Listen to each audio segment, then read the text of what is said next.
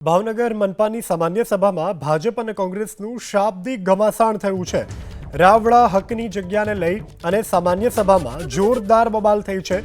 ભાજપના ધીરુભાઈ ધામેલિયા અને કોંગ્રેસના ભરતભાઈની વચ્ચે બબાલ થઈ છે। જેમને કોઈ અભ્યાસ નથી તેવા લોકો દલીલ કરશે તેવું ભરતભાઈએ કહ્યું છે।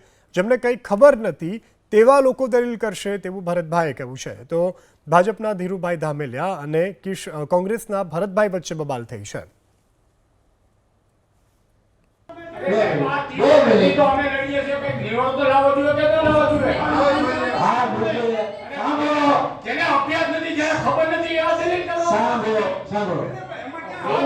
કામ પેપર છે ને અભ્યાસ ના કે વાત નથી ભાઈ આપણને માહિતી એવી કોઈ વાત રાવળા હકની જગ્યાને લઈ અને સામાન્ય સભામાં જોરદાર બબાલ થઈ છે।